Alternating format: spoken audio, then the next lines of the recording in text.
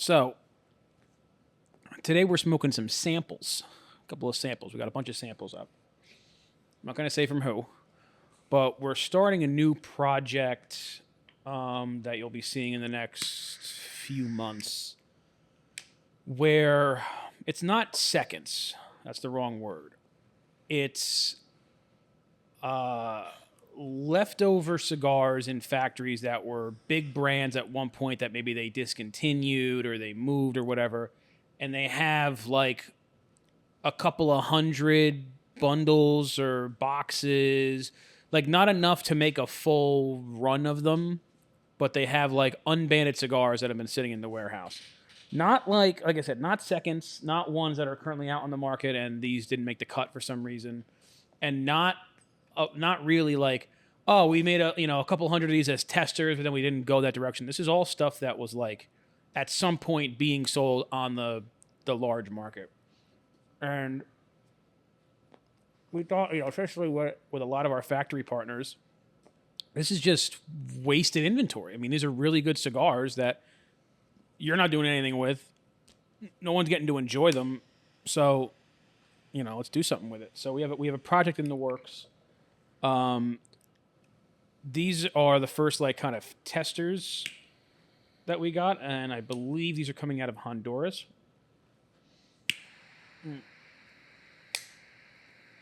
So I hate to sound like this guy, but when I did the cold draw, I just tasted like grass and like I don't know. That was the first for me. You've been reading Half Wheel or something recently? No. Your cold draws and your. I mean, I like doing cold draws, but this one was. I don't know. It wasn't. It was a. I guess a flavor note or a cold draw note that I have never tasted before. So it'll be interesting. Do you have the specs on the cigar? Or No. No. Okay. I think all we know is that they come out of Honduras, because we're not going to be. It's not going to be an overly expensive thing. You got to fix that burn. You're killing me. I'm eyeing it. I know it's bothering me very much. You just touch it up. You got it. There's no shame in doing a touch up. There you go. Get in there. We're trying to keep it pretty vague because A, the factories want it that way, and B, at the price we're gonna be selling these things, you don't want to do it. You just don't want people to know. Like it's going to be verified that it's a good vintage cigar, very good vintage cigar. These are all been sitting there for like at least 2 years. But if it's something, I'll use this as an example because it's never going to be from here. But like Padron, if you did this with Padron, and it's like a Padron that was normally selling for $19. And then we take it and we're selling the certified vintage version from Padron, and it's, whatever. We're selling it for $60 for a 10-pack or, $100 for a bundle of 20. You can't really do that because you're cutting into kind of other things. So I'm being kept like pretty in the dark about where they're coming from. I just know that these are coming out of Honduras somewhere. Doesn't really narrow it down. Is that tough to market though, like or create to create something around it? No.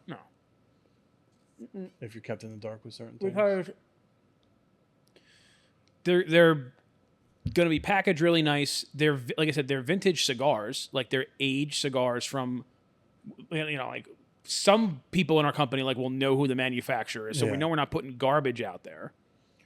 And at the price we're selling it for like what an inexpensive bundle would be. So it's just you buy one and then you tell me kind of thing. Like you're gonna buy all of them after you buy one because you're getting very good premium, and now like with some additional age on it as well. Yeah, 2 years you said. I mean, at least some of these may even be 5. I mean, It depends. It's trapped inventory. It's stuff that they don't have enough to kind of finish out their run or for whatever reason, and they're sitting there. I mean, listen. You can tell, like, I know you said you didn't want to call them seconds or this is anything, very good, but you could tell, like, the weight of it is super light. What size would it be? This is a 5x44. Okay. Yeah. They might be in weird sizes too. Like it's there's not going to be there'll be consistency within like this one, Yeah. but then under the same brand, the next one in different size is going to be a totally different cigar. Like that's the Very thing. smooth. This one is excellent. I had a revival this morning, and then Andy was smoking this one, and he's like, "Hey, this is actually really, really good." I'm like, "Oh, this would be cool to do on the Nice. on the show." Well, there's always stuff floating around, man. Now that I have a much better look into the logistics of this world, like the amount of times that I get an email from a factory like, "Oh, didn't you want more of these?" I'm like, "No, we discontinued that a year ago." Like, "Oh, well, we have 4,000 cigars," and I'm like, "I don't know what to tell you." So like, there's always stuff that's floating around. I would imagine even on bigger brands like a Davidoff or a Padron, that they're like, "Oh, we're going to make this many boxes of Colorado Claro," and then there ends up being they made too few actual boxes, so there was like 1,000 cigars that they had no boxes for or no bands for. So what are you going to do with them? Not going to throw them out, but they're not worth the investment sometimes to like go get extra. I mean, I have that with a project I did with Aganorsa where I didn't have enough. I should have ordered more bands. They ended up making more cigars than we had bands, but there's not enough cigars to warrant another order of bands because you got to do those kind of by the thousands. So there's just like inventory, and I got to figure out what to do with these things. You know what I mean? Yeah. So the logistics of this industry is a nightmare.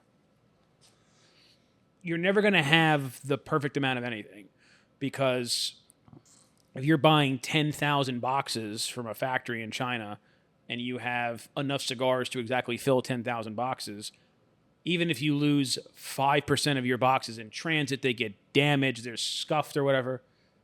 That's like a lot of cigars that now don't have boxes. Yeah. Or same thing with bands. Like now you might have 2,000 cigars that don't have bands, which in the grand scheme of factory logistics isn't a ton. I mean, some of these factories are doing 75,000 cigars a day, so having 2,000 left over. But A, that adds up, and B, it's wasted potential. Do they, when ordering boxes, for example, since we're talking about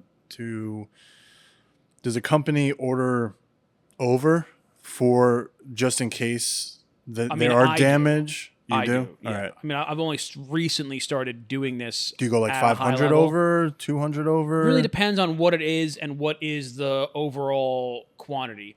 So I don't have to do it with certain things. Like a lot of things being made at like Aganorsa, for instance, they do the boxes themselves. So they I put in a cigar order, I get them bands. I'll go over on bands by maybe a couple hundred to 1,000. Because here's the thing. And what happens with those bands if they're not being used? So here's the thing that's interesting. A lot of times, it's a lot easier to make a cigar than anything else.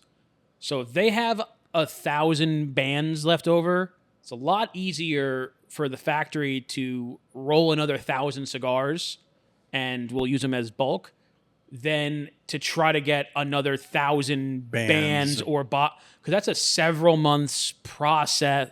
Whereas these guys, they already have the tobacco because they were doing it for you already. They just got to roll them, let them sit for 90 days, to kind of blend together. They usually make a couple extra too. But the amount of things that I've discontinued this year just because lack of materials, not like lack of materials, but like, oh, they overmade by like, 400 bundles worth. I'm like, I can't get 400 labels made. Like you need to do like at least 1,000. Yeah. And it's something we don't want to invest in that heavily anyway. So these are like, there's so much that goes into it, man. Yeah. And so much can hold up. I never thought of it like, this much when I was working either in the store or doing, just social media or whatever.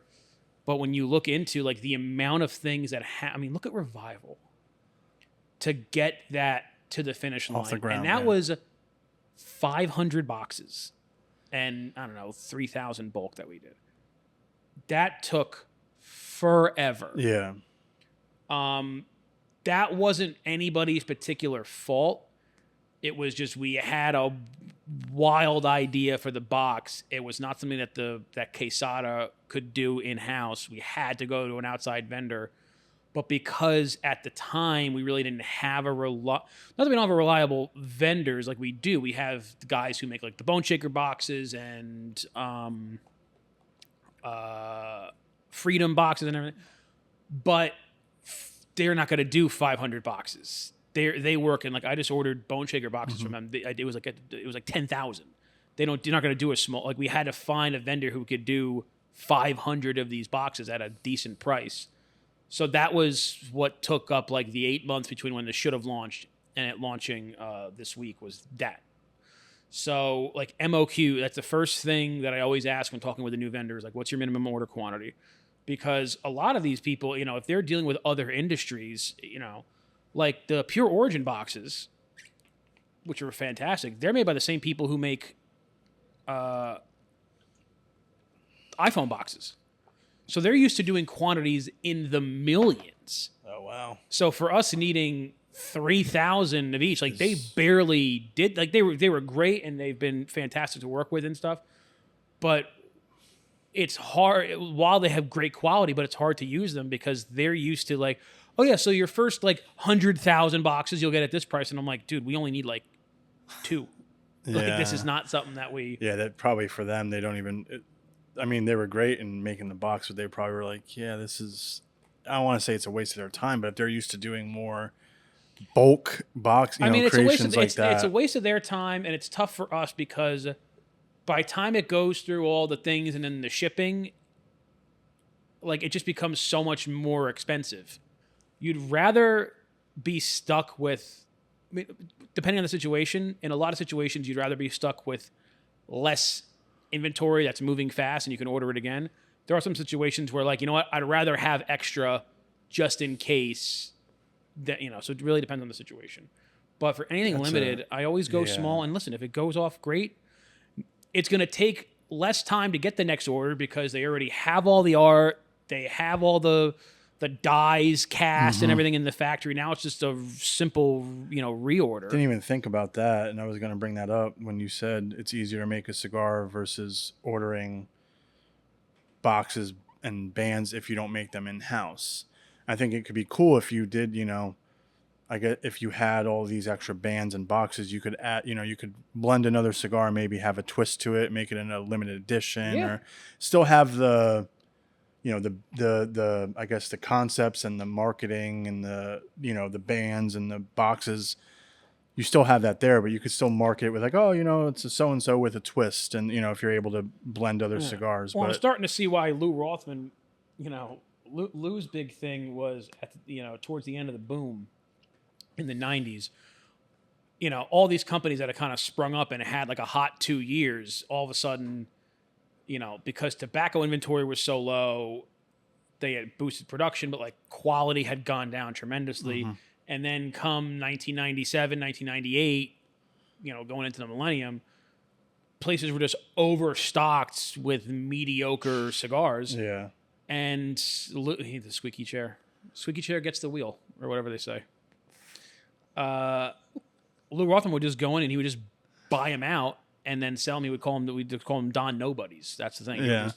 Sell them out all in bundles. And looking at it now with what I have to go through for materials, it's the way to go. Man, I love a good bundle. Yeah. I love a good bundle with a simple label, but even getting a label sometimes can be a pain. There's some great guys in the industry, Action Label, Cigar Rings that do really good work. They're probably like the biggest two. And they both do phenomenal, like everyone uses really these two guys. I'm sure there's a few others. I think Fuente might use like a secret guy for like Opus, like out of Europe, that he doesn't even do any other cigar labels. He only does Opus labels.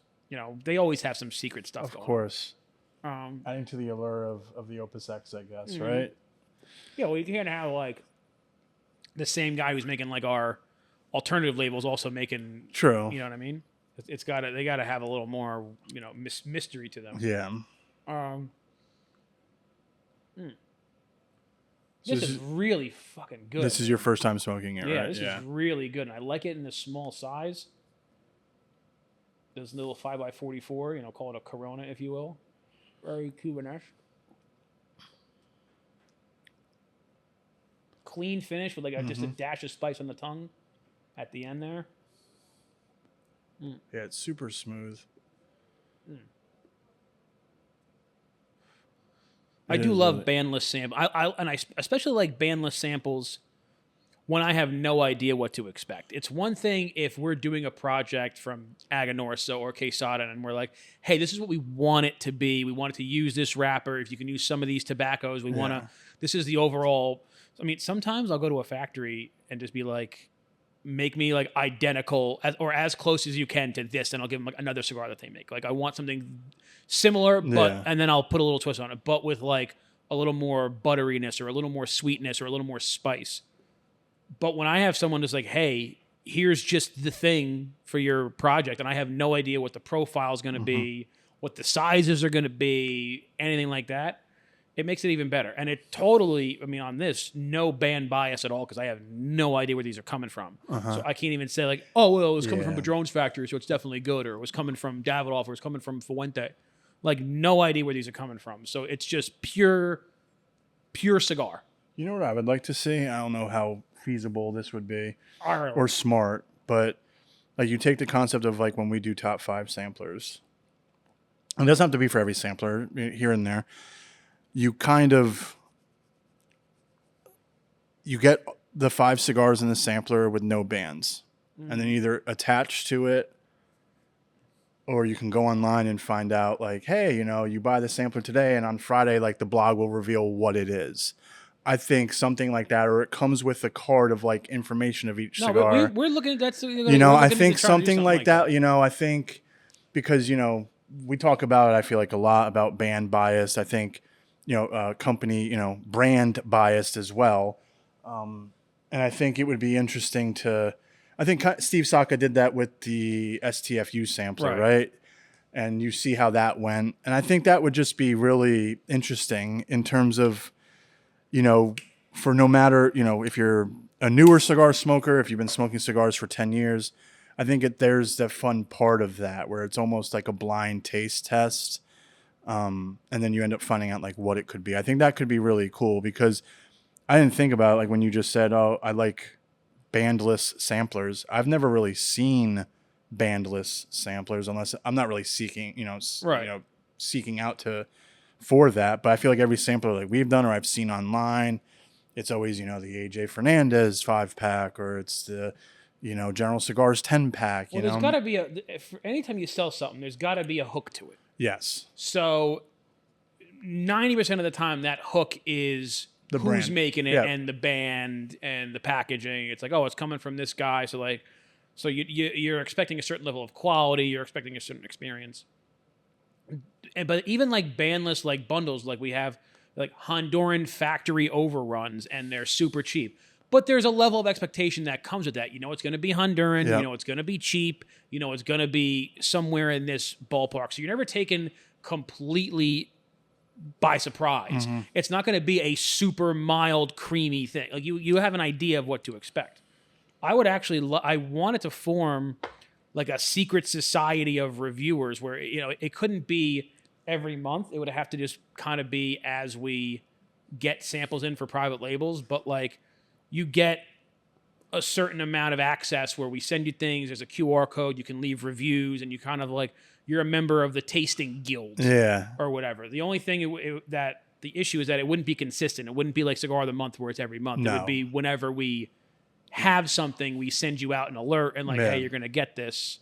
Whether it's bi-monthly or even not, like, yeah, it would have to be, it wouldn't be consistent. But I think even then, if you go about that route, that makes it even more exciting. If it's not all the time, it's not, overplayed, or it's not, you're just like, oh, this again, Exactly. Not that like, I feel like monthly things are even like that. But if, this is different because it would be, you partaking in a blind taste test, essentially. Yeah, and we would have to leave you completely in the dark. We're not telling you anything about it. We're not even going to tell you the specs on it. You just got to smoke it. Because, again, you give them any kind of information, they're going to have some opinion on it. So you can be like, all right, well, it's a broadleaf. Oh, I don't like broadleaf. People who don't like broadleaf are automatically going to be like, oh, well, it's this, and that. So you got to just, like, you'd be so shocked the amount of times that I've seen someone like smoke something that like I know it's actually like the same as this other thing. Like, oh, this is terrible. I'm like, oh yeah, I guarantee I switch the band out on that. Yeah. You're gonna like it. So it has to be like, hey, just smoke them. Let us know what you think. I guess we could make it monthly. It's like sometimes it'll be a new blend, sometimes it'll be like something we currently have, and we limit it to like 50 people a month can like sign up and get in. Well, I love that, like when John would send us samplers to smoke, especially I feel like 2020, 2021 a lot, he was sending us samplers to smoke, and he told us nothing about it at all. And he's like, you guys smoking on the pod? Here's that new. And I'm like, what the hell is this? And then months later, it ends up being like the La Patissier or Las Calaveras. And we're like, okay. Even Derek mentioned that last week on the podcast where you gave us a few different samples of the Revival, and we smoked and told you that's pretty badass. It's really easy to do. I can't do that. You can. Dude, you just watch. Just take in smoke, and then as you slowly release it, just literally poke your tongue through the smoke. Yeah, you gotta kind of watch. You gotta kind of release in stages, and with each release, you just poke your tongue in. So watch. Oh.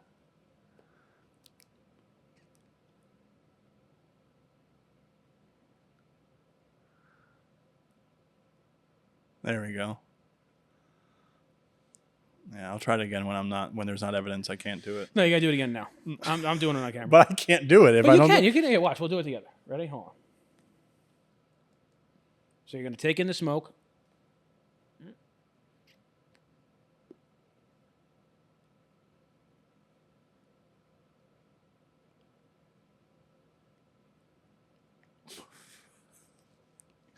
It's got to be like a quick. We don't have to do it again. Yeah. But it's like a quick dab in, because if you do too forceful, then it comes in. The back of your tongue pushes through, and it just makes it a mush of smoke. So it's just the tip of the tongue, kind of just poking a hole, and then you release it. Like you're not actually blowing the smoke out.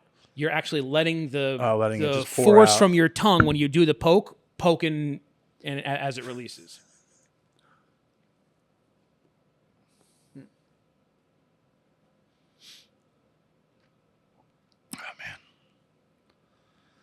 There you go. Look. Dude, when I was smoking cigarettes, I used to do all kinds of crazy shit. Yeah. I would do a nose release. I would like put in through one nostril. God, it burned. Oh, I bet.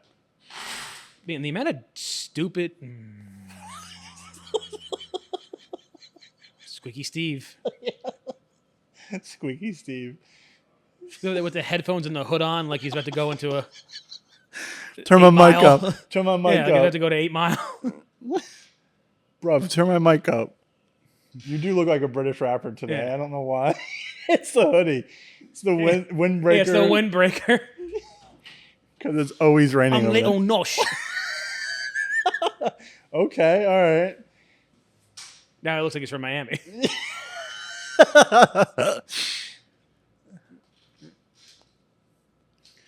But yeah, I wonder. Let's maybe people get some comments involved. If you would be part of a limited like testing panel, maybe once a month, once a quarter, we send you guys some stuff. It's got to be paid for, unfortunately, just because of rules. But like, it could be $10 a month, and then we send you 2 or 3 samples, whatever it is. I think that would be cool, because I mean, like I said, we talk about it a lot. I think there is a lot of bias. You probably know more than me, but there is a lot of bias in this industry, and it would be interesting to see, if someone is, like going back to what I said earlier, the STFU sampler where Steve pretty much was like, you got what you wanted, like, here you go. Right. And it was great marketing. It'd be interesting to see if you go into a smoking session completely,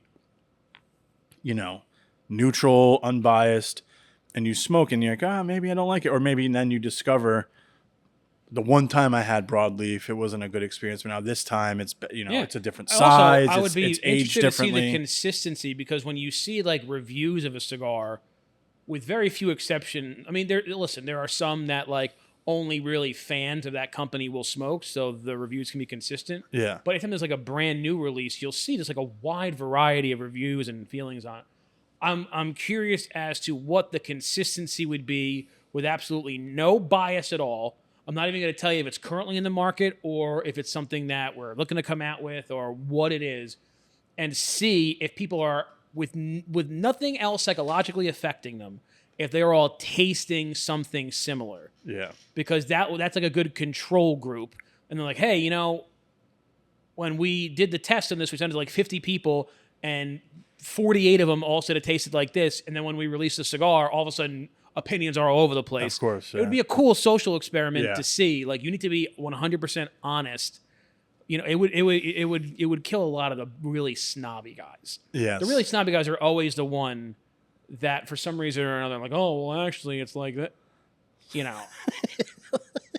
Dude, honestly, in my life, most cigars I've had have been pretty good. Like, the amount of like actually unsmokable cigars I've had are usually from some kind of construction issue, or they were stale. Like, Yeah. not really have I been to any factory that makes cigars and they've given me a cigar like fresh off the table and I've been like, this is terrible. There are some companies that I think could definitely do better. Maybe they're too worried about branding and not enough on quality, or consistency is a big thing. All right, this one was good. How are the next 15 going to be? All right, well, they're all good, but they're all taste different. Like, that's a negative. You can't, even if you're making something that they're all tasty and they all have like a nice finish or whatever, but if 5 cigars in the box taste different, you can't have that. Consistency is one of the pillars of what makes a good cigar or a good brand or a good company.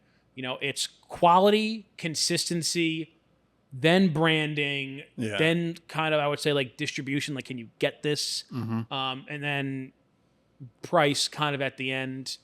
I really don't worry about price until you get like over the $20 to $25 mark, because at anything under that is kind of like within a reasonable ballpark, depending on what it is. Anything over that, I'm like, I'm paying for something else. I'm paying for, it was super limited, or they found it in the Amazon, or they aged it in this. Yeah. After $20, you're paying for some other thing that's not in the normal realm. The story of or the a specific spec on the cigar, about the cigar. Or like you're paying for the box, The cigar would normally be $11, but we got you this one of a kind. It was made out of horse teeth. Yeah. And so now the box and everything, it's $500, whatever the case might be. But anything after 20, you're paying for something else. You're paying for some ethereal thing. But quality, consistency, and notice I didn't say like flavor, because there might be cigars I don't like that flavor profile, but others do. So I do not use like what the actual tastes are as a guideline. I will do, again, consistency of flavor transitions. Yes. Whether I like the flavor or not, is it monotonous? Is it monotone the entire way through? Or are you getting, like with each puff, you're getting a little something different? And then are you replicating those transitions on the next cigar? You're getting a little something different.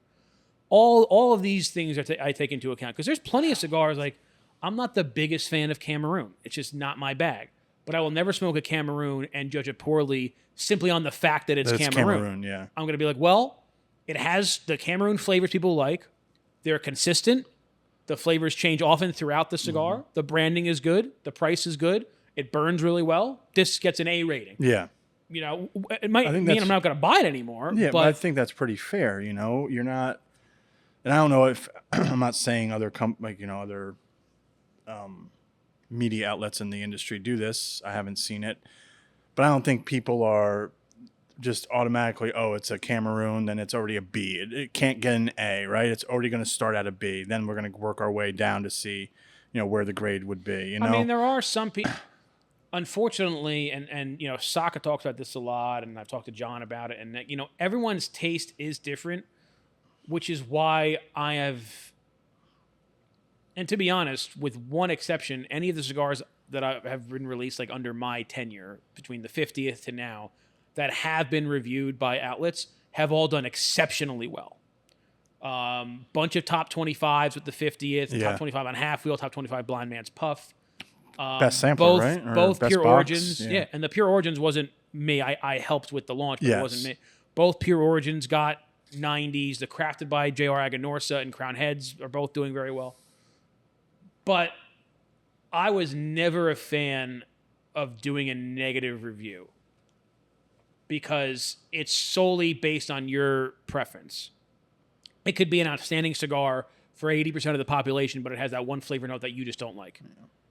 So I was always more of a, why don't you don't even need to give it scores. Why don't you only review things that, like, review everything, but then only write and put out a review of something that is good. And then when people notice that this cigar isn't on your weekly review list, then they'll know, it's a way to insinuate without, because, that's what you've said. You've said that on, over 200, somewhere over 200 podcasts we've done. If you don't, especially when our top 25 comes out, it's like, oh, the people will just say like, oh, you're being, you're being biased with this, like this specific cigar, or like what, how come you guys never like put out bad reviews? And it's simple why we can't. But you said if we don't vibe or gel with a cigar at all, you'll know it because we won't cover it.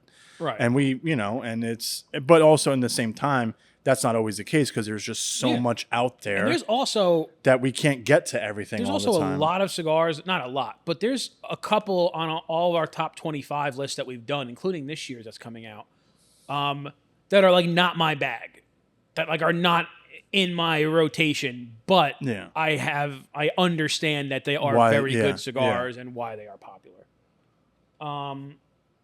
But yeah, this has made me so excited for this project. I wish I can give you guys some more information. But this should be something we can get out relatively quickly because it should be easy from a logistics standpoint to kind of get this project moving. So keep an eye out for that. This past Tuesday, because it's coming out on Friday, right? Yep. This past Tuesday, we did launch JR Revival 70s. Please make sure to check it out for the simple fact that I worked my ass off on it for so long. Like, don't make me cry. Go check it out. And we'll have a review on that next week. Yes. And then we also should have a special guest coming end of the month from Camacho, so keep an eye out for that. Otherwise, thank you very much for watching. Make sure to comment, like, and subscribe. And as always, keep it lit.